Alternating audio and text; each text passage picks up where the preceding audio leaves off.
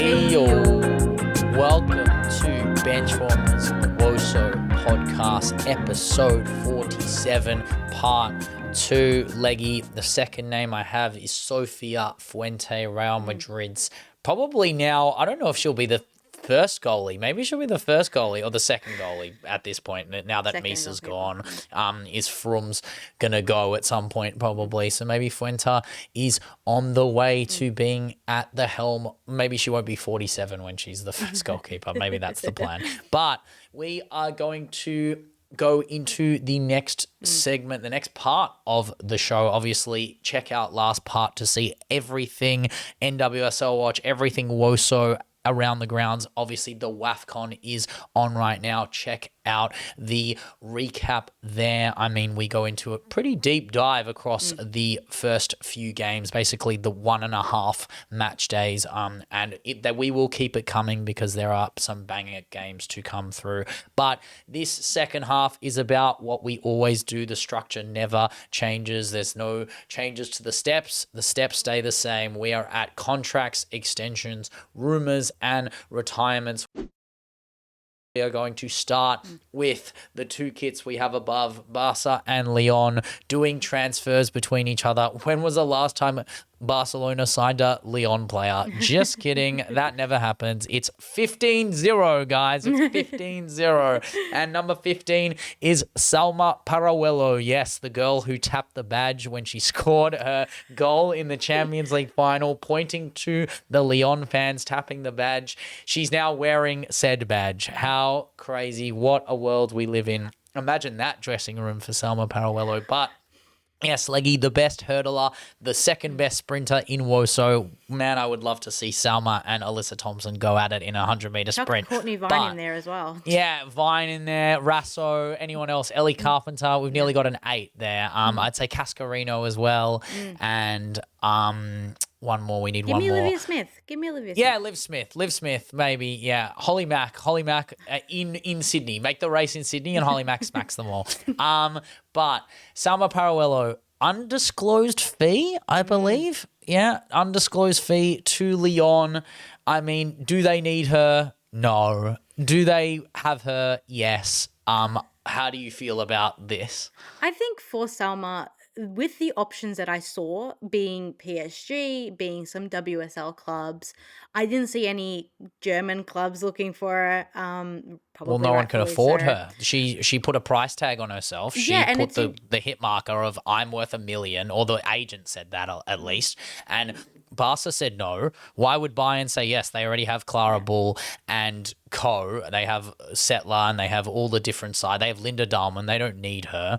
A team like Chelsea will go for a player who's not $1 million and not as high risk and not as like team cemented around her. The pay. I think if Wolfsburg had the finances to back it up, they probably would have wanted someone like VFL different. I agree. VFL is more likely than Bayern, but Lyon is the most likely in terms of financial procurement and also from what Salma believes she is in terms of trophy accrual and how like she had like the best version of Salma, the best prime Salma.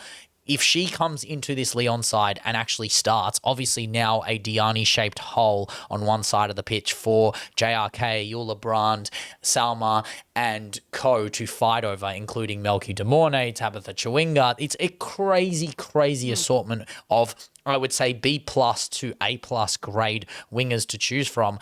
And there's an argument to say, if you ask many people, yes, you could say de Mornay and Chewinga are probably the wingers, but if de Mornay moves into the 10 to fill in this Lindsay Heaps-shaped hole, or Caroline Weir moves into the 10, then Salma could be shipped to the bench. Salma could be a super sub. Like, this could be the La Roja situation in 2023 all over again, where she just can't make the starting lineup and needs a breakout game. But I expect her to have a more Eula Brand 25-26 style season, where it takes time for her to ease into her form. Maybe she'll nick a few goals here and there, as you do when Lyon smack, I don't know, Montpellier 5-0, 6-0. Who knows how much they'll win by.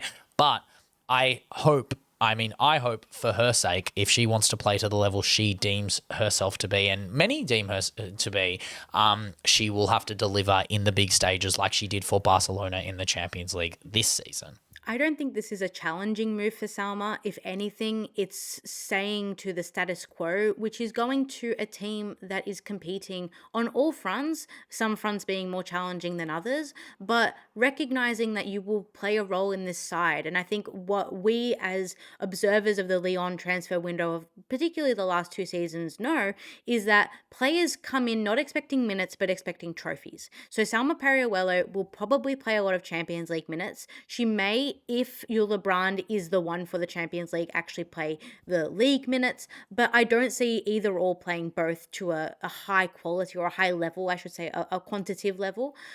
I just think for Salma, if she wanted to challenge herself, then take the price tag away and go to a league that is challenging, or go to a side that will challenge you and challenge your style of football. Lyon, as we recognize, are adopting more Barcelona style of play than we previously thought that they would. That obviously includes the influx of ex-Barcelona players to the KANG-TARCTICA And coaches and managers as well. But Yeah. for Salma, the only thing she can do is prove herself that she is worth that $1 million plus, prove to us that the Lyon move is not going to be a waste of time, or just simply, a big money move or a big shock move for Kang to really just get one up over Barcelona once again, and for her not to be a chess piece in this sort of Kang versus Barcelona battle that is manipulated for the fact that, it is just to increase numbers in the transfer market. I mean, I just think it's a situation of we can replace her ultimately, and they have replaced her. They signed Kerolin. Kerolin is gone. She's gone. Left City after winning a double, being a crucial pinnacle in the second half of our season. Obviously reminiscent of many players who leave the WSL. I mean, not many of our players who leave the WSL to go to Barca, but now is number 2, I believe, after Leia Alexandri. A few others have made the jump too, but the reality is Kerolin is the biggest and our biggest sale. 1.5 million, Barcelona's record transfer fee. Look, is crazy. I mean, there is all the missing document nonsense and all the crap. She will end up going. 1.5 mil is a huge fee for a player who, look, I mean, prior to last season wasn't as clinical as she was, but has shown that level in improving her striking, but can really assist Barcelona on the right side of the pitch, the left side of the pitch if she wants to play the other side. I mean, there is a Salma-shaped hole in that left wing, but the reality is they have Pina, they have Carla Julia, they have Rosalia Dominguez Navarro. Like, they have plenty of stocks. I think Kerolin is just a bonus.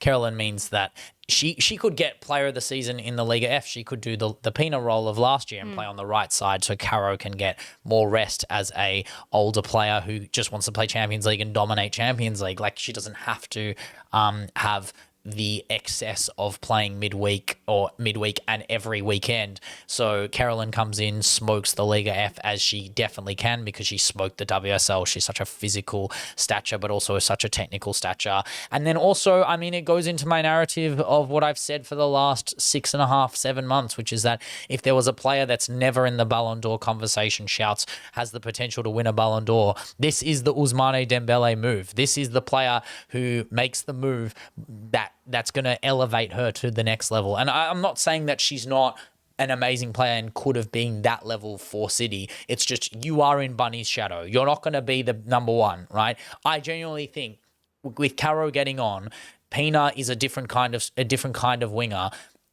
Kerolin's aesthetics, the way she plays, the way she can win matches on her own, going into a 2027 host nation World Cup, Kerolin is giving herself every single chance this season upcoming to be in Ballon d'Or contention.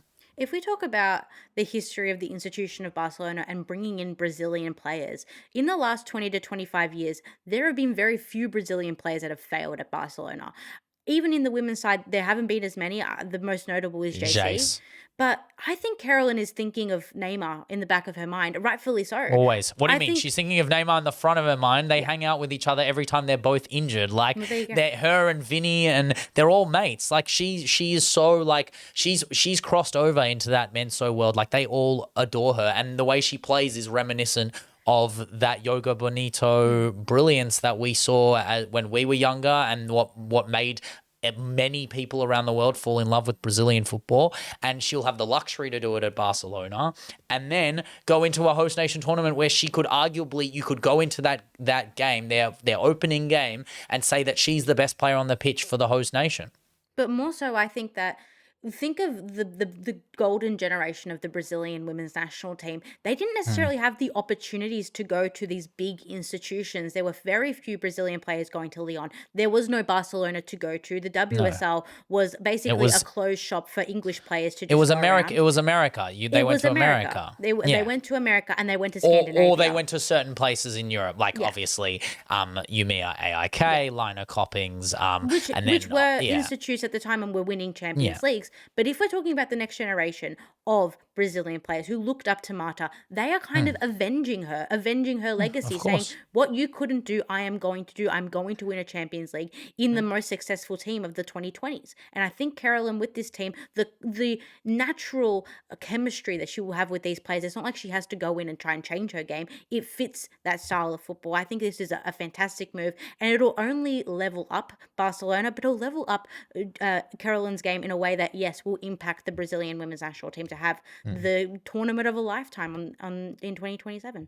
I mean, you look at, as much as we personally don't rate her as much, but like players like Tassian have made the big moves to institutional teams to try and get the trophy accrual that I guess you can argue Marta doesn't have. I mean, a lot of her things are individual success. Obviously, her success at Pride was great. She does have a Champions League win with Umea IK, obviously. She has a second place against Arsenal. And yes, 2 runners up. Yes, a lot of Marta's career is doing a Washington Spirit incoming runners up. But I mean, how many Ballon d'Ors do you have as a team, and how many does she have? She has none. She has no Ballon d'Ors. Well, no, from like a FIFA FIFA best player of the year. Okay, yes, it is a Ballon d'Or by extension. It's like saying that, like, oh, you don't have a Premier League, you have a English First Division title. Like, it counts.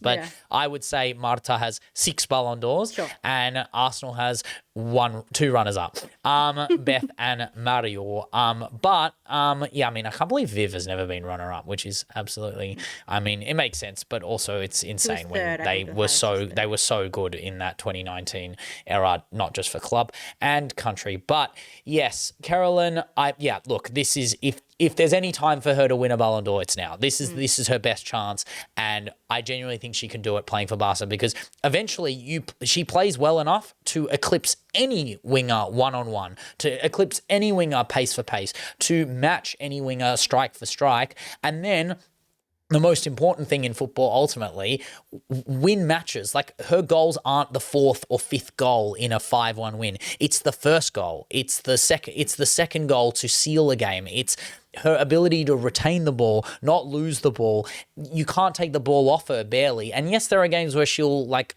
shadow in and she won't have the best game, and they'll target her and they'll just lock her down and not give her the space to do it.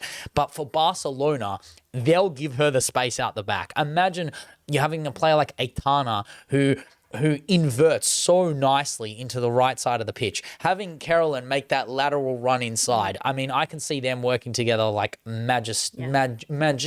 Like, it's unbelievable. Majestical. That's what I was going to say. A mixture of magisterial and majestic. There we go. That's why you come to listen to the Benchwarmers for fake words that we make up that aren't just Kang related. But Kerolin, it's sad. I am very sad. We need a replacement. I want to go young. Obviously, I'm a youth ball merchant. Look, Beth Mead isn't enough. Let's be real. Beth Mead is just not enough. Beth Mead and Fagino and Iman Bene as like a cover, pseudo cover for the right wing, like a Smilla Holmberg cover, is not the answer, in my opinion. I think Beth Mead will be good for Champo games, and Fagino is amazing. And in the first half of the season, Kerolin was injured, and we were still fantastic. So it's not like the biggest hole, but she finished off the season so strongly. She was arguably our best player in the second half of that season. I think we do need cover.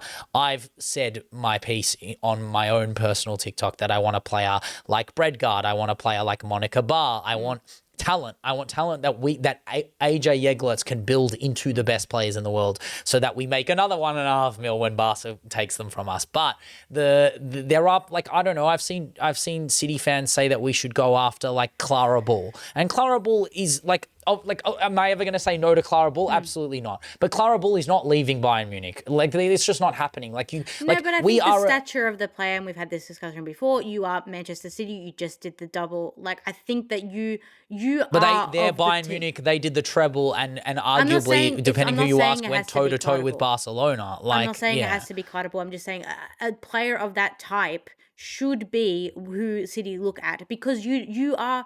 Your team is not, United. United are getting better players than you. Like, at that point, you have to start. But United aren't getting better players than us. We got Janine. I agree in the fact this window. Yes, this window has been slightly disappointing in Niamh Charles and Beth Mead is more just UWCL depth, and there's no players that would actually, like, in my opinion, hypothetically start in our first 11. But for me, like, yes, okay, the only other player I went for that would be a higher price and is probably a prime move is someone like Michelle Cooper, someone who's in like KC current, like going the NWSL route. Obviously, it worked very well with a player like Sam Coffey. There's no reason why we couldn't go NWSL route for the wing, but it's hard because a lot of the wingers in the NWSL are mature age. It's not like you're getting like the best of the best wingers. A young player. You don't need one. No, we already got Beth Mead. We've got a 30-year-old. I want a 23, 24-year-old because Kerolin's not with old. No experience coming in and going to get absolutely thumped in the WSL. Like, but they won't get thumped. Michelle Cooper will not get thumped. There's no way. The girls, she's 24. She's 24. She's 24. Yeah, she's 24. She's not old, Michelle Cooper. Like, she's a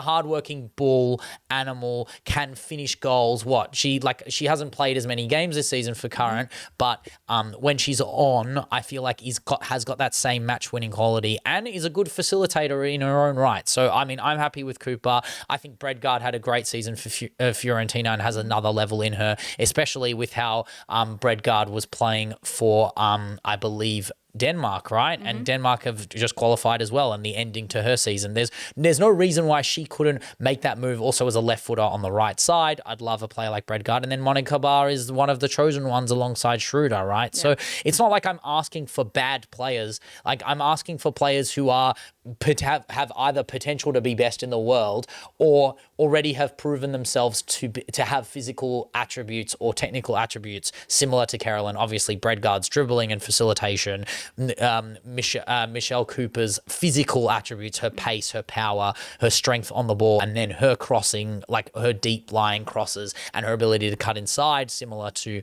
Bredgard too. And then Monica Barr, who is all the potential in the world, right? And hack and ball is its own magisterial like success. Like, I think it's hard to replace a player like Kerolin because she has so many facets of her game that are magnificent. But a player who would have been a good replacement for her is Giulia Dragoni, but sadly Chelsea got in there, spent £500,000 on her, a huge signing for them, in my opinion. This is the JRK replacement, not necessarily the same style of player, but Dragoni, obviously Barcelona wonderkid, didn't really work out there. She absolutely terrorized the Femminile this season in assisting Roma to their historic double. Dragoni to Chelsea. Leggy, tell me, you're an Arsenal fan rivaling this Chelsea side. What do you think of this move? I think if we're talking about longevity and having a player that came off her breakout season and having the weight of expectation that Dragoni has, I don't like this move for her. I understand it because I recognize that you're a player at kind of the peak of your power right now, and you are being looked at by the likes of Chelsea. You're the peak of her power so far, you're saying. Yeah, so far. Yes, yeah. She's 19, right? Like, yeah, I understand that she's young.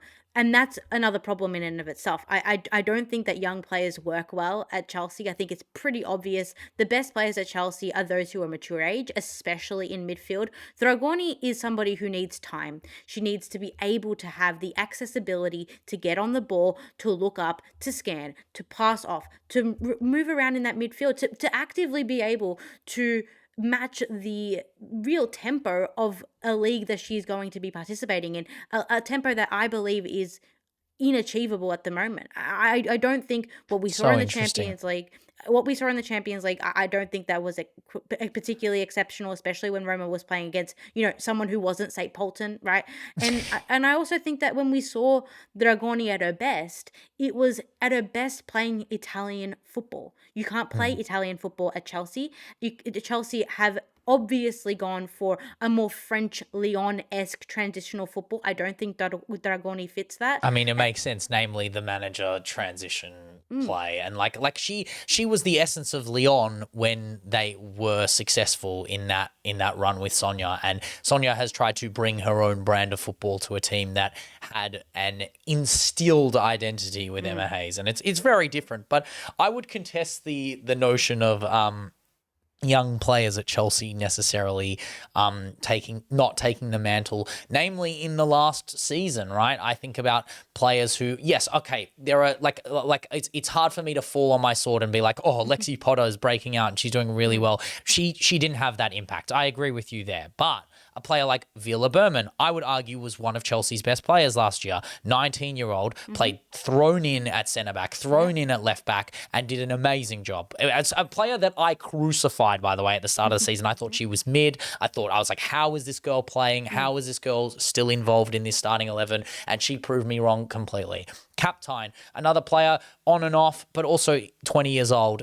Alyssa Thompson, 21. I would argue Alyssa Thompson was another player for Chelsea who was one of their best players last season. It's a situation where Aggie's re-signed. She's 23. It is a new look Chelsea where they're not going for the Gura Wright and Sam Kerr, Lucy Bronze, Kira Walsh, like 30-year-old. Like, I don't know. For me personally, I have this situation with Chelsea where they fully haven't gutted the pseudo cancer of Emma Hayes's like system is still there, right? They're still running off the fumes of that Emma Hayes aura, and you need to get rid. If you actually want to change the way they play, if you want to instill a new identity, which is what Sonia is. Sonia isn't just a coach. Sonia isn't just a man manager. She's an identity human being. She's a brand of football, and like players like Lauren James, who were there in the Hayes era, she can work with and attempt to morph, and however she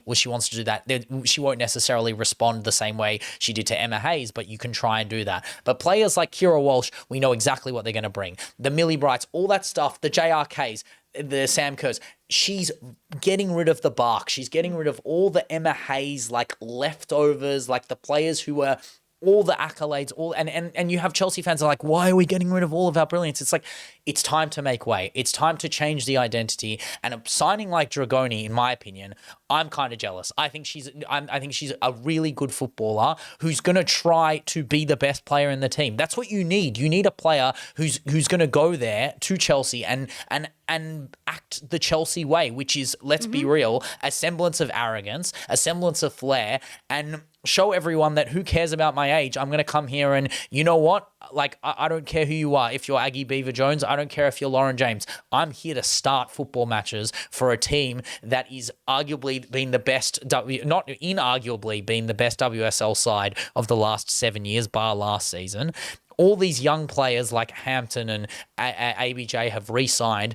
Thompson is a huge signing from last year that is only going to, in my opinion, materialize into what will be looked at as a fantastic signing. But looking at Thompson on one side, Dragoni on the other, and Mallard straight through the center is... Yes, Mallard will be like I don't know. Mallard is the 50-50 there, but I don't see a way in which, unless she doesn't start, unless she doesn't get the minutes to be able to show her full self, we both know what Dragoni is capable of if the system caters to her. But again, I go back to the point where Dragoni and her reputation as a footballer is not based in the Barcelona reality that it was founded in. She never played enough games in Barcelona for her to prove herself to be the wonder kid that we expected. She became the player that we know her to be because she went back to Italy and she's playing an Italian style of football. Going to the WSL, I don't think she'll get the minutes. I also think Chelsea as a whole and their transfer window has been particularly mismatched. I don't understand the WSL proven players and going into positions of necessity. So they needed to sign a fullback in McCabe, they needed to sign a striker, and then getting Matsukubo and someone like Dragoni in these positions that are more fragile, more like they you don't get a starting spot as much. And I think that this will impact Dragoni and her and what I believe to be an actual quite prosperous player in the future. So who do you think? So do you think it will be Alyssa Thompson on one side and Lauren James on the other as the two starting wingers? Obviously, you have multiple competitions. I would say Alyssa Thompson is an incredibly conditioned footballer and can play midweek, can play midweek and then go into the weekend and smoke smoke any team however she wants. But a player like Lauren James can't play every game. She will play bigger games, obviously, and she played really well in the back end of that last season when nothing was on the line for Chelsea. But do you not think that they're the same type of player? They're not changing. Both LJ and Dragoni actually need the team around them to facilitate whatever they want to do. Dragoni's not going to go out I think Dragoni does a lot more doggies and dirty work than LJ did in an last Italian season. system that enables her to do so. No, but that's on Dragoni. That's on Dragoni. If we're gonna see, to prove it in the WSL. Yeah, no. I'm not saying that. Like, hey, when you're a 19-year-old that gets $500,000 paid on you, you have to prove it. There's no question about that. There's going to be a lot of talking about it. But my big kind of jealous part of this situation is that there is a lineup down the line where Sonia plays this team, and the oldest player in the team is 26 years old or 27 years old, and that is a complete switch up from what Chelsea was and Chelsea in your head is, right? You have players like Lucy Bronze, you have players like Kira Walsh, players like Natalie Bjorn, the 29, 30 to 35-year-olds who are always stalwarts in the team, right? Kira Walsh will obviously start. Natalie Bjorn, if fit, will start, but the backline of Vila Berman, Katie McCabe, Ellie Carpenter, and Naomi Girma with Hampton in goal. You have Matsukubo coming through. It's a young, hungry team that's going to be a threat. Like, they are by default a contender, and having Dragoni as depth, someone who wants to start, no question about it, wants to prove Barcelona that they got it wrong. There will be a little bit between her teeth that goes, I hope Chelsea play Barca in that Champions League group stage so I can do it in blue at the bridge and smoke my former counterparts. Like, I think there is a part of her that is a bit salty about this situation as a whole, because she probably matches herself up with the Carla Julias, the Rosalias and those players, and has a body of work that I would say is arguably grander than both of them by making that move to Italy on loan, being one of the best players in Italy and proving it on the big stage. But yeah, it's exciting. It'll be an exciting signing to see. And if it doesn't materialise, then Leggy can take all the nibbles at the Chelsea fans and even myself, who will say that Roma will miss it. But let's be real. Roma will not miss Dragoni because they've just signed a quartet of players. Piamonte and Oliveiro. I mean, we knew that they were rumoured like a month ago. The two Lazio brilliant. The Lazio Bergkamp and the Lazio Henri that combined for like 55% of their goals and assists in the Lazio season of 25-26. Bianca Vergani from Napoli and Maya Doms, the midfielder from Sassuolo. I mean, this is how you navigate the transfer market post-double. This is how you make sure you have depth for the Champions League. Sign the best that your league has to offer. Make the league around you worse so you can beat it, and then go up in the Champions League with a bit more fire, a bit more like admission of wrongdoing last season, admission of you got it wrong last season. Yes, you got a double, but you failed in the Champions League. So we need depth so that we can hold the league off, and then our best are fit and firing and ready to go so that we don't get smoked 6-0 by Chelsea or draw with Rosengard or Twente. Like, they have to show that they're Italian champions, and Italy is a place to fear in the realm of the Champions League.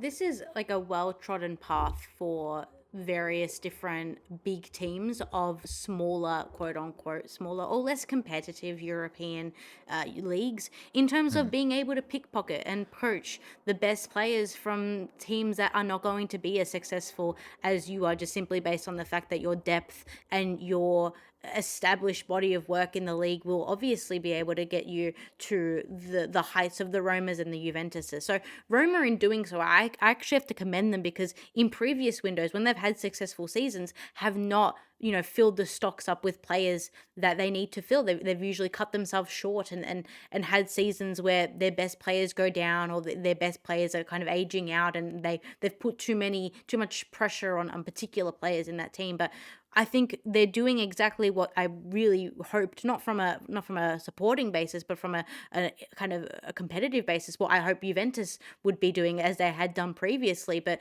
Roma's really kind of it's good. I like that Roma are kind of taking on this kind of evil kind of position where they're just going to start stealing players, because if you want to be the big hegemon of your league, you have to do kind of antithetical things. Exactly right. I couldn't agree more. It's you got to, if you're going to be the empire, if you're going to be the team to be the destination club in Italy, you've got to make sure that those players are receiving the message. The signal is there. Piamonte and Oliveiro had some brilliant moments this season for Lazio. Lazio might go down next season without those two. Honestly, I could see them going down without their outlets. Specifically, Piamonte, absolutely killer 9 in the league, and could double her goal contributions if she plays in the league. Could be player of the season now that Valert is not there and she's playing for the top side. But we will move to the next signing, kind of a loan actually, but we're going to go to Naomi Layzell, a player I thought could have had an important role to play in the City structure, has just gone on loan to Everton. Okay, when do I get this Everton top? Like, at this point, do I put Layzell? Do I write Mac Layzell on it? Layzell, yes, Mac exactly. Layzell, Nao McNamara. Like, at this point, like Whole Layzell, that's what it is. The two of them, I love both of them, to be honest.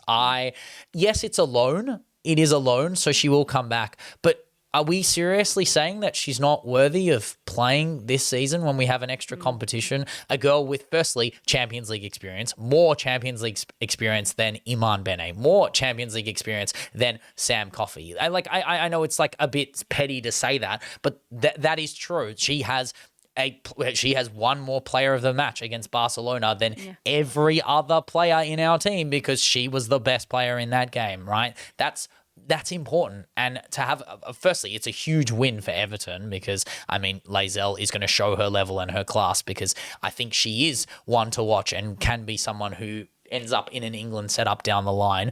But I think it's disappointing from us that we can't hold on to a player of ours that would have been one of the first off the bench as a defender, the Uabi of it all, the Gracie Pryor, she's ahead of them. She would have been the first defender off the bench for me, maybe Iman Bene as well, but Iman Bene is a bit more versatile. She's just a right-sided player, whereas Layzell can play left back. She can play right back. I've seen her play centre back. Like, there is no reason why we shouldn't have kept her, and I think it's very disappointing for Jegletz to not hold on to a player of her versatility. The only thing I can say, maybe backing up Jegletz, is maybe he understands that his style of football is incredibly different to that of the previous manager. Cushing and Gazball, I agree. And I think that maybe he says to her, look, I want you to be the future of Manchester City, but I need you to get minutes, and I need you to get secured minutes in a team that will rely more on her as a defender than City. City will play a handful of games where their defense will be as stressed as Everton's are, and I think this is a good move for her in the short term in terms of regaining those minutes, getting the experience in the WSL and the Cups, and then in the long term, if you gain her back, I think it'll be great for City having a player that is kind of like it's a rebirth of sorts, coming from the Everton system now to the City system. I think it is a reaction to the Niamh Charles signing as well. It's going like, Niamh Charles is going to do your role, the versatile left back, right back, can potentially play centre back. God, if we end up playing a game where Niamh Charles is in centre back, I mean, shoot me now. But I hope Layzell plays really well. I mean, there is now a Martina Fernandez shaped hole in that back line. As we said, I literally complained and they listened. Literally 2 hours after the podcast was released, the buyback clause was triggered. That is smart from Romeo, smart from Barcelona, who, makes sense, right? How do you replace Muppy? You get two young, hungry centre halves who both want to be as good as Muppy, right? And they're both left-sided. They're both brilliant. Renee Van Asten's proved it on the big stage. Martina Fernandez is breaking up the greatest centre-back partnership. The streets won't forget. 25-26, Fernandez and Mace, the greatest game. I don't know who the 2-0 was against, but 2 assists for Fernandez, 2 assists for Mace, 2 goals for Fernandez. Streets will never forget. Centre-back assisting centre-back. No more. It is literally like, for me, that is like the David Moyes, like Sylvain Distin, like team, that like prime Everton team with Tim Cahill in it. Like, this is what we will be talking about. Phelan Ball and Sorensen Ball, the Hat Boy and Bald Boy. The streets will never forget those two. But yeah, I love that Martina's gone back, and you know what? It's 100% deserved. And I think that outside of the loss that Everton are getting, I think this is really good long term, because teams now know that Everton can be a place that they send their young talent and they can thrive in that Everton system, in that WSL system. And the buyback clause is always there. I think of some of the best players that we've seen in women's football and how they've been underappreciated but underutilized because teams haven't trusted the buybacks clause. Teams haven't trusted that they can send their player out and then they can buy them back and they're a better player coming back. I think Fernandez and Ruby Mace, as you mentioned before, what a centre-back duo that we're missing. I hope Ruby Mace takes this as a kind of a little nudge to say, like, hint. Get moving. Get moving because for her own sake, for that England team. I'm going to say it again. She's going in red. She's going to United. I hope not. I hope she goes to the other red that she is could in go to North Arsenal, to be fair. Yeah, I want it to be Is this the return? Is this a return to Arsenal? I wanted to be I wanted to go to North London. I think that we Do you guys have a buyback clause? Exactly. We underutilize the buyback clause. It's like with... Can we get a buyback clause for Melbourne City for Oliveiro? I miss her already. But we're going to go to some quick hits. Caroline Muller, who had a good season at Benfica, has now gone to VFL, but was more importantly someone we brought up in that Danish Mikkelsen run in the qualifiers. And as a 10/winger, she needs to be the Enderman replacement, and will be a very quality player for VFL that we might see in Champo. Another player I want to talk about is Semic leaving West Ham. Obviously makes sense because of Constance Pico, the pick up for them. Big downgrade, but for her, but huge upgrade for West Ham. Layla Harbert on loan from Arsenal. No, it's terrible. She went on loan and now she's signed. This is terrible. We keep doing this. I don't understand what our problem is. Is this a Caroline Weir situation? This is not a Caroline Weir situation. This is like a Freya Godfrey situation. The same realm, to be fair. Yeah. Layla Harbert, I like her. I think she's a good player. She played really well for Thorns in the minutes that I saw her play. Is she WSL? Like, is she going to be the next WSL star? No, right? So staying in the NWSL is a good move for her.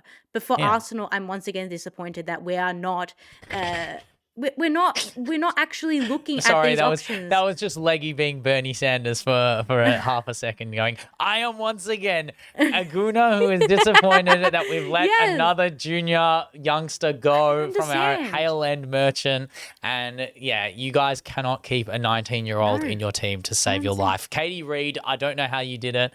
But she's also made of glass, so who knows? But the next player we will go to is McCamey from Dallas Trinity in the USL. Has gone to Barca. Obviously, Gemma Font's sister, Giselle Font, has gone to Levante Badalona, so I think it's a third keeper option. But crazy to see an American goalie go from Dallas Trinity to the almighty Coolers. I think that's quite interesting as a these concept. Weird moves sometimes, though. Like, they always get these random players. I don't understand. I don't know. Maybe it's some sort of backroom deal, but Infantino ball. It's the men do it all the time. The men sign these random children, and you never see them. And I don't know what's going on, but if Barcelona need a third keeper, which I don't know if they do, I think they could play games without a keeper a lot of the times. But look, it's a good move for her. I mean, it's an incredible move. Who would have thought, right? I mean, City Dallas don't Trinity. need a third keeper. We're linked with your former third keeper in Votikova. I mean, she's still at Red Star at Slavia Prague, but I mean, I'll take Votikova as the I mean, I don't know if she's actually the second keeper now that Keating's gone. She might be our second keeper actually, because I don't know between her and Eartha Cummings who would be the second keeper. I mean, hypothetically, Vodikova, yeah. Did she even? She didn't get a game for you, which makes sense. I mean, you had Borba and she DVD used to ahead. play for PSG. I really want you to watch her Champions League final game just before you say anything. Wait, about she played her in a signing. Champions League final. I just want you to watch. I just want you to watch the game. Just watch it. Wait, is this the PSG Champions League final? Yeah. She was the goal. Oh, I just want you to watch well, I it. know. I have seen that game. I didn't know she was in goal. Okay, yeah. Well, I mean, if it's PSG's Champions League final game, I have seen, and it is a Katoto disaster. I mean, that game. I mean, look, her attack did her no favors. Let's be real. Yeah. Yeah, they were. I mean, PSG just had a stinker in that game as an institution, and that set them back about 2 decades with that final. Yeah. Let's be real.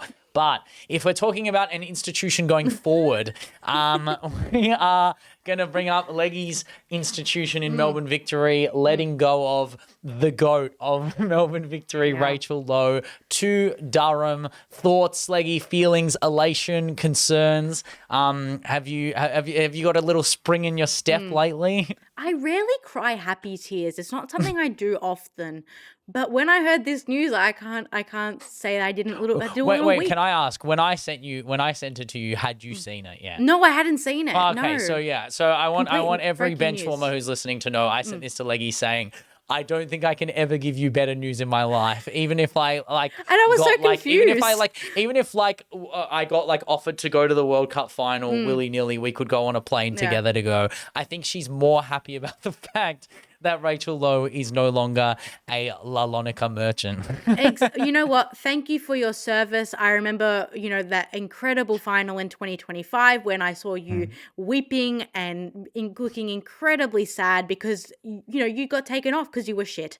But the problem with Rachel Lowe going is she will be the first of the many of the A-League players that are going to Europe. She will be the first to come back. So I have to maybe deal with her again coming back. Do you understand? Well, Leggy, let's just enjoy the highs and the lows. Let's be real. Let's enjoy the highs of Macca and then the Rachel lows. I just don't want her to come back, but the likelihood of her coming back is incredibly high. Take away the football, which I don't think that she will play well in England. But her attitude is atrocious. It's horrendous. She's not going to be able to play 30 games a season. I wish her best of luck at Durham, and just know that if you come back to victory, I'll be even happier. I won't. I don't. Yeah, stay. If you're going to stay, just stay there. But maybe you want her to be Durham's Player of the Year. You know what? I will go to Durham myself. I'll go on the plane to the whatever it is, the MVP handoff, the end of season awards. I will go there myself if she wins it. Surely you go there with a signed victory Rachel Lowe shirt. I'll get a do it Rachel all. Lowe shirt. You get a Rachel Lowe shirt and you ask her to sign it in Durham. I'll do it. I mean, Leggy in Durham, I'm here for it. Speaking of dub signings, Davidson and Hughes. Oh my God, our institution is falling apart. Matriciani is the only thing keeping us together, and I feel like he's next to go. But Davidson to Charlton, Laura Hughes to Southampton.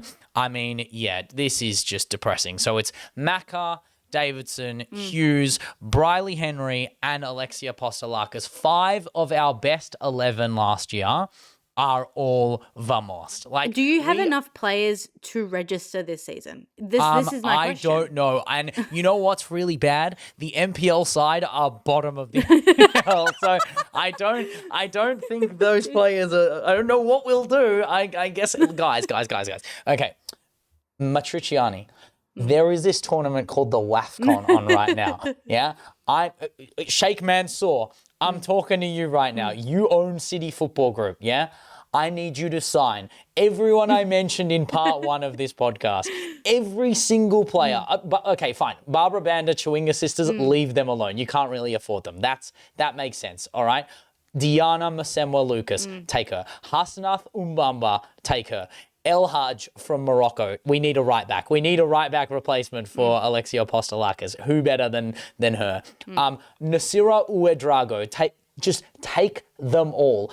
They don't even cost that. Like they don't even cost that much because we're the only ones who are scouting them. Like, we're the ones scouting them. We're looking at the CAF going, the ballers are right there. Take them before Kang does or before Laporta does, and then we can sell them and make the profit. I don't care if, like this can't be like this can be a recurring thing where City just win a double and then all our players get gutted. Yeah. I understand that. But let's go for the second double, you know? Like, this is an institutional failure at this point. I genuinely think if we don't make any signings, we're going to win Asia.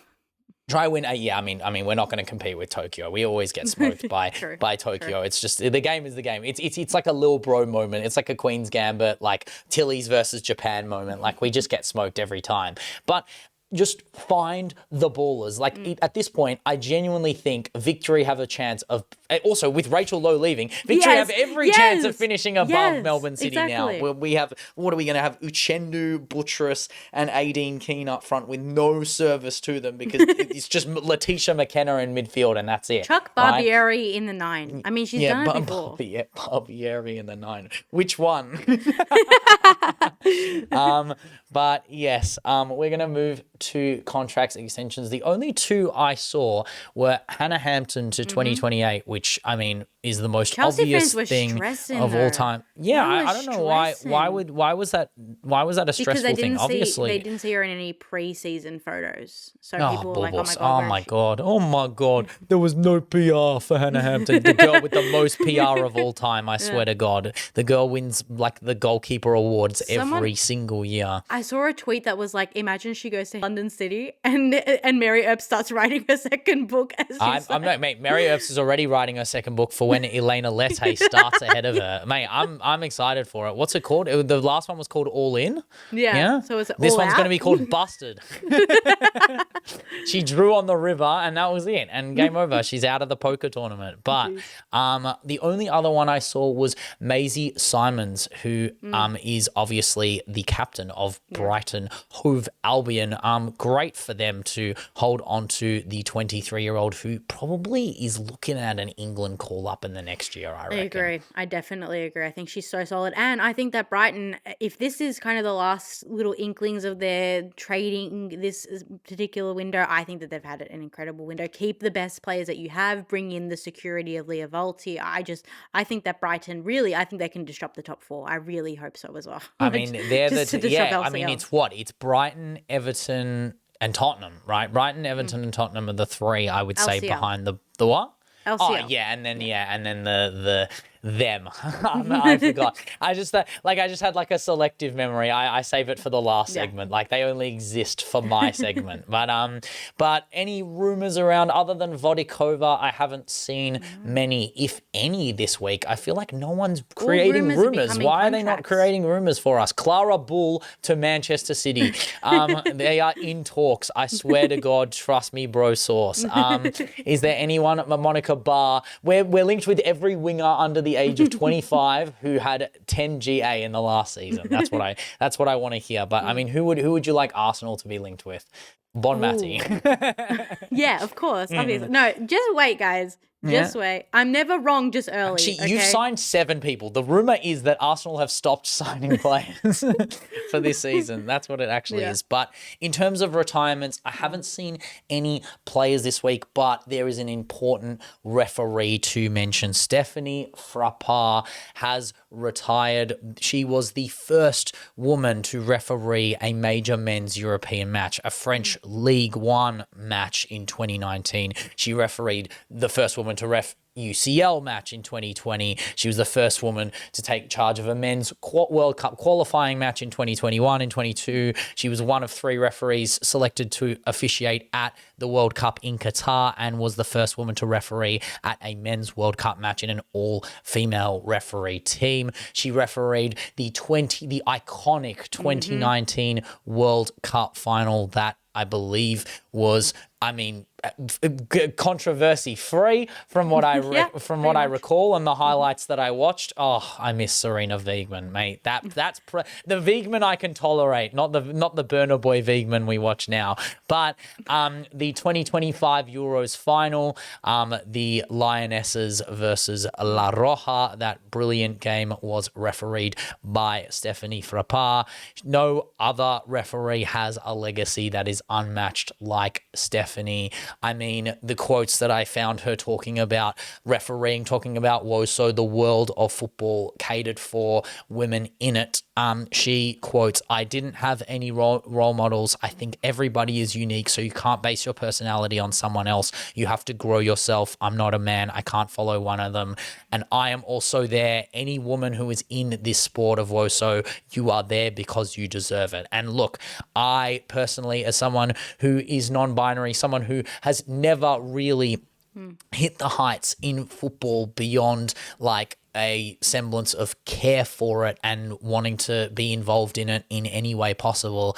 It is refreshing to hear legends and legacy referees, people who are a part of this sport, not just players, right? And you have to remember that referees are more than just like people we scream at the end of a 90-minute match when they get one decision wrong out of 100 and 200 decisions that they make a game. Frappart is an arbitros. She is one of the great mediators in this sport, one of the great communicators in this sport, and it's refreshing to hear her. Like, she's there because she deserves it, and it's a reflection of any player, any media personality for me, like in WOSO. Like, you are there because you want to be a part of it. You deserve to be a part of it. And that's the safe space that is WOSO. And Stephanie has had an immense role in facilitating that, not just for referees, but the wider WOSO world as a whole. I think if you watch a game of football and you see a referee that you know and that you trust and that is somebody who's been at the greatest games alongside you as a watcher, as someone, a participator in her case, like there is a security there. And I think that's very rare to have, referees as you see as secure, but she's a referee that every time I know that she's refereeing, I know that the game will be played fairly. It's a game that I don't expect there to be much controversy because I think that the way that she referees, it is like an arbiter. She is somebody who will listen to, she's someone who learns. And I really appreciate as a referee, somebody who's actually open to being a human as well, like somebody who recognizes that these are people and listens to them and makes decisions based on not just the 2-dimensional nature of black and white, but the 3-dimensional nature of the game. 100%. And I salute her for her immense services to WOSO, games that are iconic. That's the whole thing, right? Like, even I, as a referee, like you as a player as well, games that have happened that you've been a part of. And when people talk about those amazing games, you're like, I was there, I was playing it. And like, for me, like the highest I ever refed was NPL, but I've refereed like college finals. I've refereed final matches that matter to people because football matters to different people regardless of the level that you play at. And I remember refereeing penalty shootouts and what it meant to those respective clubs, and being able to have that position as a referee is such an immense privilege. Obviously, you've heard us talk about referees and VAR all across the season as more than I would like to, really. I hate talking about controversial calls in games because the reality is that they don't make up the game. We've entered this realm of football, not even just football, but sporting analysis, where it's all on referee controversial decision. That's the talk of the town. We don't even have analysts analyzing the game anymore, like Emma Hayes was in front of the whiteboard explaining why Capo Verde's defense. It's not Emma Hayes going, wow, that decision was wrong, that referee decision was trash. It's actually listening to the best of the best, the meeting of the minds, and people discussing football in ways that ultimately make us understand it better, right? Like, I want to watch people who can analyze the game in ways that I don't see because I didn't get to that level, right? And if we provide that for you, great. We're the fun and shits and gigs and laughs, and we watch more than everyone else. That's our thing, right? Because that's what we do, and we cover it not just every second, every minute, every week. Every week, right? That's what we do. But when it comes to talking about the game, referees are great at talking about the game and not just talking about referees. I hate the pundits. I hate the referee pundits who just talk about get referees. Asked. Yeah, they get the Dermot Gallaghers who just talk about refereeing, and that's the problem because no one cares about the controversial decision. Like I think of the City Arsenal game that happened in the reverse fixture at the Emirates that you guys beat us in the 1-0 game. Smith scored, but Mariona tackled Hemp. Mariona dog-zoed Hemp, and it wasn't called.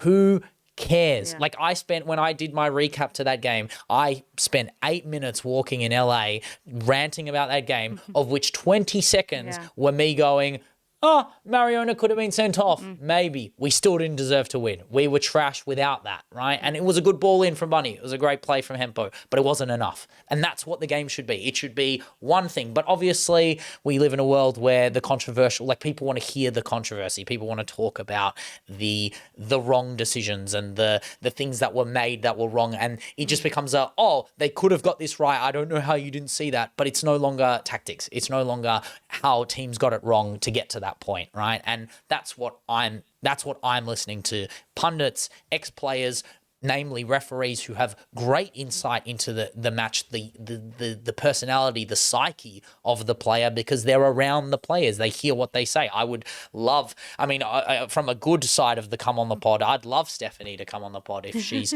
free and she can tell me all about that 2019, the 2025 Euros final. I want to know about those notes that were being passed around the game, the Serena Wiegmann notes. But actually, both of those games involve Serena Wiegmann, if I'm not mistaken, that 2019 World Cup final, right? That was What's it like to see prime Rose Lavelle? Is my question. Prime Rose Lavelle. Geez. I mean, what's it like to be in the, what was it? Was it Parc Lyonnais? Was it in France? Yeah, it was in France. 2019 was the World Cup. It was a World Cup in France. I mean, what's it like seeing DVD in her prime? That's the real question. I mean, that front three. I mean, Lika Martens, Viv Miedemar, Lineth Bierenstein. I mean, and having the privilege to referee some of the players that she did is absolutely spectacular. But yeah, I want to know if she felt the fear that what's it called? That Kelly O'Hara. Yeah, no, I was going to say Kelly O'Hara says, because she was like, every time I played for the US women's national team or was in training sessions, it was so scary. I was afraid to make a mistake. It's like, well, you lost. That's why. It's like, did you feel the fear? But yes, merci. To Stephanie, unbelievable career, have a career, and you will not be forgotten in the WOSO world. But that is all we have for our contracts, extensions, rumours, and retirements as we move into the first rendition of 26-27 Benchwarmers Awards. Never bench again, Leggy. I'm going with Ghislaine Chabak, the GOAT of Morocco.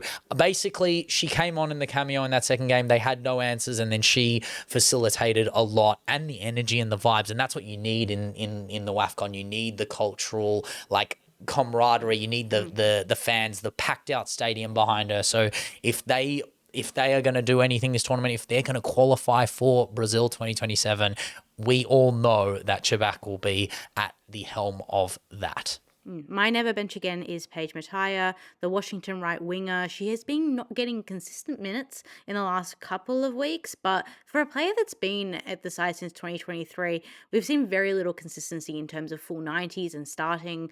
I think that she's proved herself in the last 3 weeks. I think that the connection between her and Rodman and the connection between that front line is led by her. I think she's an incredible explosive player, and I kind of wanted to see her as more of a mainstay in that Washington starting lineup. I mean, ultimately, her being in the team is is a response to Rosamonde Kouassi being at the WAFCON, right? So, I mean, the question will be if she plays good enough in this stint where Kouassi is away, then maybe she can pip her spot on the wings. But obviously Kouassi does have some good moments, had some good moments in the lead up to the WAFCON. Namely, I mean, a lot of her best games are a little bit flat track bully like, but I still think she was very good against the Courage. I thought she was okay against teams like San Diego Wave and obviously Orlando Pride. The KC Current game that they smoked them in earlier in the season, she was decent in as well. So it'll be interesting to see how they manage those two right wingers. But Super Sub of the Week, I mean, look, this is really sad because I was gonna put Umbamba in, but then she can't be never bench again because she got sent off in that second game when she started. So again, she is a super sub. She's not a starter. We knew that. That's why she was in the Super Sub of the Week. But clearly, Tanzania did not get the memo for that. But that is my Super Sub of the Week. Who have you got? Mine is one, I think, of the only super sub really performances of the week that we've seen in the NWSL. Julie Doyley, she scored in the 88th minute for Orlando versus Chicago. This was a game that could have been wrapped up by Marta, who missed a penalty, but she came on, she did the job, and now that's my super sub of the week. When was it? When was this game? This game was previous to their 5-0. This was, I believe. Oh, okay. So they had like a double game. It's a week. double game week. There's no game weeks in the NWSL. I hate the NWSL. It's just it makes flowing. No There's sense. no weeks. Their schedule is dub-pilled, honestly. I mean, yeah, shout out to Doyley. I mean, off the bench magic. That's how we do things these days. And I mean, we should rename this award. We should rename each award. So it's currently, so for this season, it's the Sarah Geordie's Never Bench Again. Yeah. It's the Ezeguerre's Super Sub of the Week, and it's who do we want as the come on the pod? It's anyone who wants the smoke come on the pod. The federations come on the pod. Yes, the Football Australia sponsored come on the pod. My come on the pod is Amira Muhammad. I am so sorry, but to concede 2 pens in one game is like die. Like 1 pen is usually bad enough, but 2 pens is one a handball, one a chopping up Barbara Banda. I get it. Barbara Banda is a hard person to dispossess, but 2 penalties. I mean, teammates forgive 1, but teammates do not forgive 2. Let's be real. But shambolic from them. Who have you got as your come on the pod?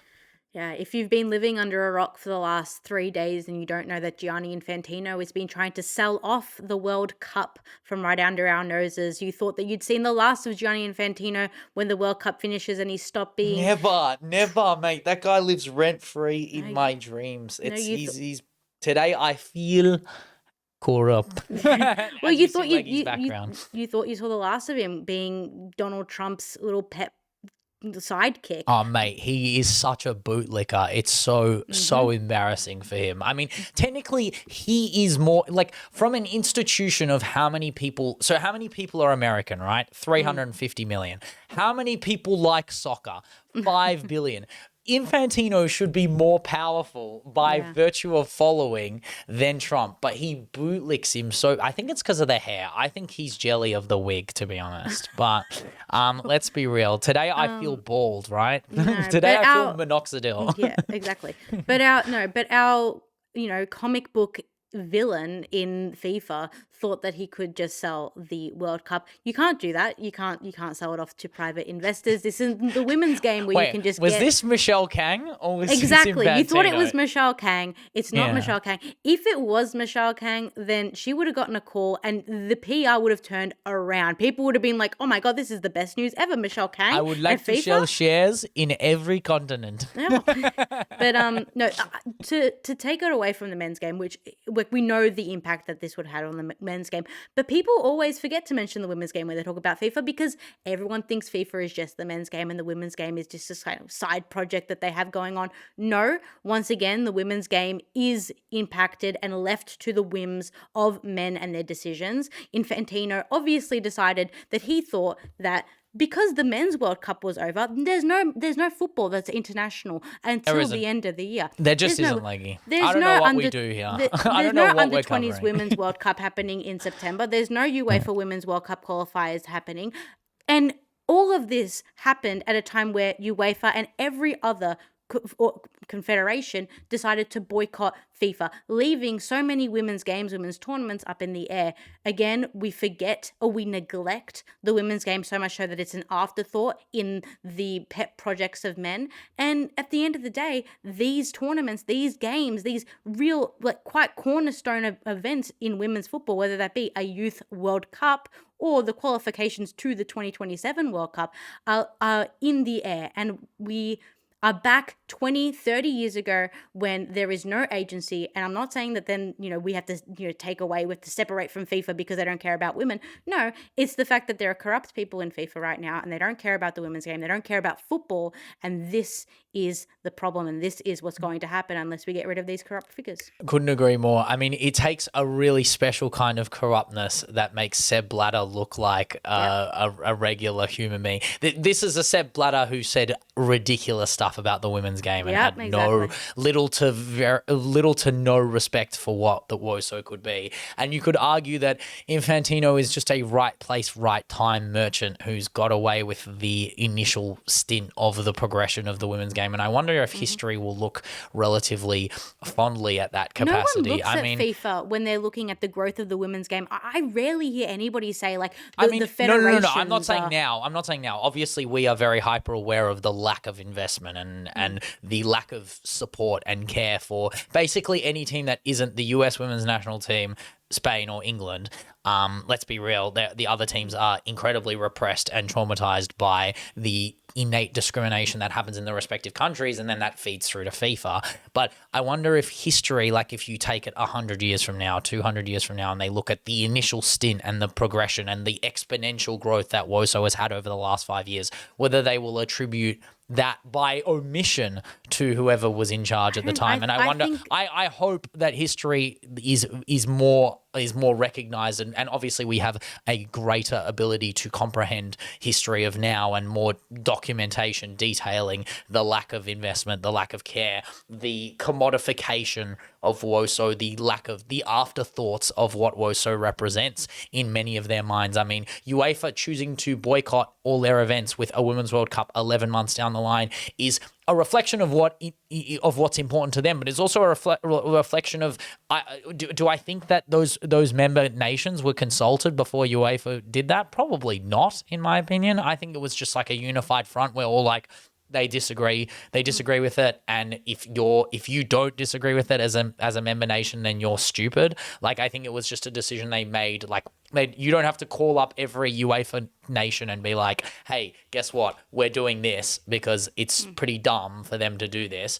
And it makes sense. I mean, as of this morning, it has been scrapped and it has been put to pieces by the wayside. I mean, it was very obvious that it was going to happen. It's very much a Super League situation that of that same ilk. That, I mean, UEFA was a part of that too. So when I'm not acting like UEFA are all high and mighty. All the federations pretty much suck, let's be real. And they are run, mostly majority by men who act on behalf of their own hubris and financial motivations. And it takes away and distracts from the fact that football is currently going on right now. That's why I don't really dive into we dive into the intricacies when we have to, and we dive into the politics of it, because football and politics, sport and politics, are inherently linked. And anyone says otherwise, come on the pod. I will debate it with you, because you will lose, because sport is a reflection of political expression. It is the biggest sport in the world. It is the biggest political vehicle in the world. That is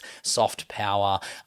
Shout out to my goat who wants to be a bloody UN, who wants to be the next UN Secretary General in Gianni Infantino, who Trump called a very good guy. That's what I mean. They're all linked, and it doesn't mean it's not correct. corrupt.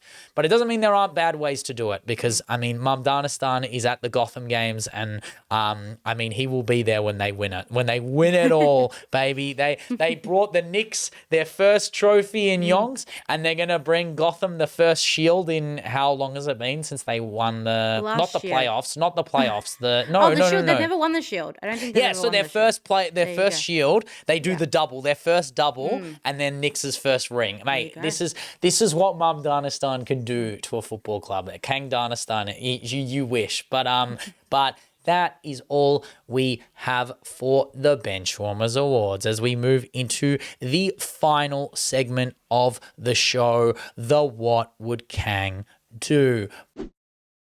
Part 47, Leggy, we are on continent ball. I really was thinking of doing Infantino ball, Kang Infantino selling shares. I mean, that is almost its own What Would Kang Do?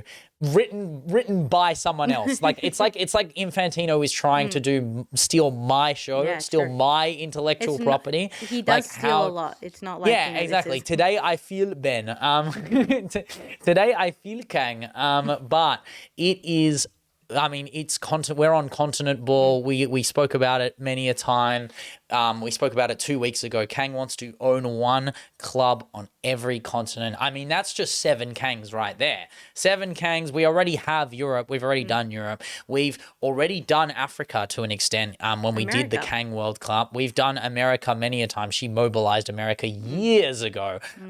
But we are at KANG-TARCTICA. Let's be real. The only continent that matters to like any semblance of humor and genius in how Kang can reinvent football for a continent that has, albeit not a lot, but some history in WOSO. Not necessarily like I will explain my words and workings. This is less for the edit, but more for the realm of how we want to look at how we want to look at the Kang itself. This will be for the full pod, not for the TikTok edit. But football in Antarctica, Kang, you're not special. You're not the first person to do this. In fact, the earliest record of football in Antarctica goes back to the British National Antarctic Expedition in 1902. That's right.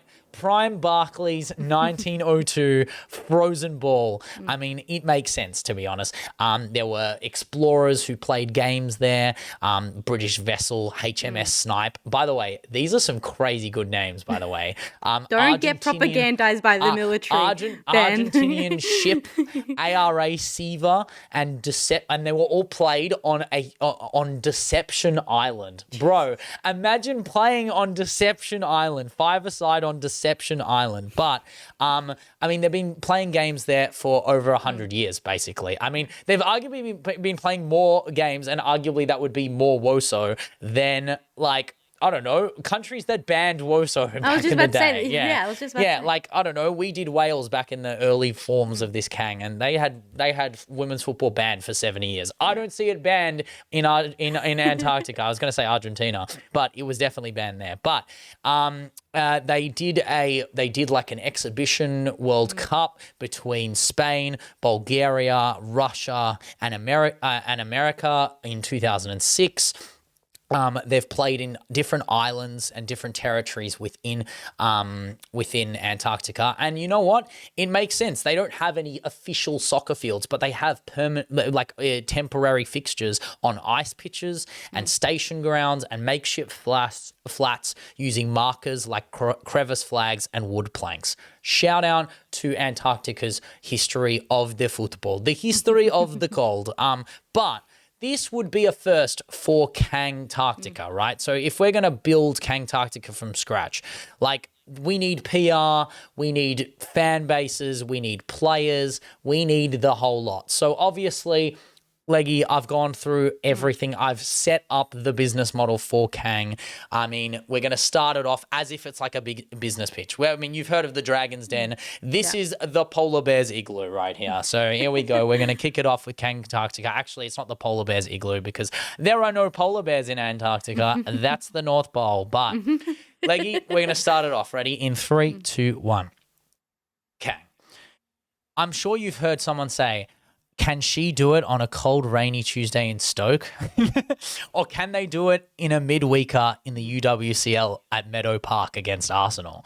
But have you heard of, can they do it on a midweeker in a dry, freezing Friday in the Russian Vostok station in Antarctica? That's real cold. Am I right? Like, could Barca really win a game in the Vostok station? I don't think so. But high altitude football, the highest average altitude of any continent in the world. So KANG-TARCTICA training facilities, altitude training, we are here for that. Players can do expeditions to Antarctica, little loan spell over the winter. Am I right? I mean, over the summer, let's be real. The summer in Antarctica is the time to go. But then we've got wildlife, right? Wildlife that, I mean, you call it wildlife. I call it scouting network. Let's be real. Wales in goal. Are you joking? Big, gigantic animal takes up the entire goal. How will you concede? It'll be like Barcelona 23-24 when they copped 9 goals or 7 goals and scored 130. Like, this whale is getting Golden Glove year in, year out. But they could also be your 2 centre halves, Brexit centre halves. Your seals are literally your techie wingers and fullbacks. Their keepy up skills are better than most human beings anyway. The way they balance beach balls on the nose. Give them a WSL football, or if you ask the Frauen Bunds, give them the Euros football and see what happens. But then we have penguins. Penguins are probably the most populous animal as well. Very smart, fancy feet, right? I think of happy feet. Yeah, good vibes. I imagine a penguin midfield 3, 2 emperor penguins at the 6 and the 8, obviously, dictating play, controlling everyone else, being the conductors. Macaroni penguin in the 10. Obviously, you have to have an Italian 10 for the penguinos, but you need some assistance off the bench from other breeds of penguin, the most famous breeds, namely Gen 2 penguins, chinstrap penguins, and Adelie penguins, right? Gen 2 penguins, I mean, they already have the stars, right? Ella Gentune, Gen 2 Beatty, Gen 2 Hansen. when she's back from ACL, which is actually for Gen 2 Hansen, it's actually hibernation. When she's back from hibernation, her injury, Gen 2 Hansen will take over Antarctica ball. But then we have chinstrap penguins, right? As much as they could play, they're known for their feisty attitudes and their loud, piercing screeches that sound like breaking stones. There are 7.5 to 8 million chinstrap penguins in Antarctica, right? How is that not your fan base? 7.5 million chinstrap penguins, piercing, screeching, screaming with that feisty attitude as loud as crap. They will be generational fanaticos in the cold, mate. In the cold, they are gonna be loving it. Wooled up, they are gonna have a great time. They're gonna scream, they're gonna chant, they're gonna be unstoppable. These chinstrap penguins, as the loyal faithful of KANG-TARCTICA. And then Adelie penguins. I mean, they already have their stars as well. Delphine Castrocarino, Delki Dumornay, and Fabian Adelph. Who knows? We'll see what happens. But as we already know, there are a lot of scientists that live in Antarctica, namely 4,000 scientists. Are any of them looking to be hired by Kaniska? I'm sure they are. They are already hired, if I'm honest, if Kang buys Antarctica. But apparently, similar to the World Cup that has no shares anymore, Antarctica has no owners, right? That no single country owns Antarctica. Instead, the Antarctic Treaty System reserves the land strictly for peace and scientific research. Sure, for now. As my girl Michelle says, it's a movement, not a moment. Which, I mean, if you ask me, is the coldest saying she has in her repertoire. Wait till she buys the KANG-TARCTIC Treaty System, then owns the continent outright. No other owners, meaning that there's a space for a new owner. She's colder than Palmer, richer than the Dalai Lama, more feisty than Jeffrey Dahmer, and wears more fashion than a devil wearing Prada. That's my goat, Michelle Kang, right? And last but not least, I mean, actually, we're not last but not least. We're just getting started, ladies and gentlemen. I forgot to scroll down. Extreme winds up to 320 kilometers an hour in Antarctica. I mean, talk about swaz. Talk about Olympicos that would go in. Imagine Muppy or Katie McCabe striking Christy the ball. Mewis. Yeah, Mewis. In West Ham. In a 320 kilometer an hour tailwind. Imagine, like, 2040 KANG Olympicos, KANG-TARCTIC Olympicos are going to be better than the Dub Olympicos. I'm telling you now, 100%. But then hydration, 70% of the world's fresh water in Antarctica, access to the best water on Earth, having abundance of the world's most important resource can only help assist women in football. We can't live without water. We can't run WOSO. We can't even run the Benchwarmers, a WOSO podcast, without the function of water and Antarctica. So if KANG buys Antarctica outright, I just called it Antarctica. But if she buys Antarctica outright, then we know who to thank for our fresh water. The biggest base in Antarctica is McMurdo Station, operated by the United States. It functions as a small town with over 100 buildings, a harbour, and 3 airfields. Meaning already the infrastructure is there. The work has already been done for her. But if KANG's really more evil than taking readily made infrastructure on an icy pillock and making it what it is and building a Groupama stadium in the middle of the Vostok Russian village or McMurdo Station as a whole, evil KANG is even smarter. Evil KANG melts Antarctica. As Kaniska science, according to, actual science, I don't know if Kaniska, I'm sure Kaniska has studied this in their own innovative hub. Actually, no, this is a Kaniska amendment of Bill Nye science.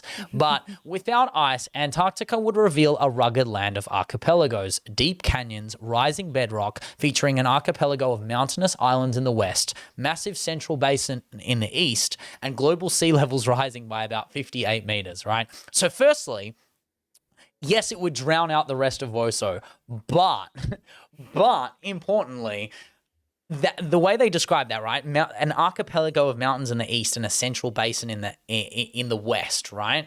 That is Como Stadium. That is the 2 Como teams is literally just mountainous and mountainsides, right? So this Antarctic melting will facilitate the next Groupama, the next Spirit, the next LCL. All of them will emigrate to Antarctica as a means to survive, as WOSO will survive, thanks to Michelle KANG, who has full-on melted the entire world, melted Antarctica, drowned the entire world, and facilitated a greater WOSO, a colder WOSO. I mean, you say cold, I say even colder. Like it's mate, the cold never bothered her anyway. That's the real point. And I think once she melts everything, everyone can let it go, and we will find the greatest continent in the world that WOSO has to offer.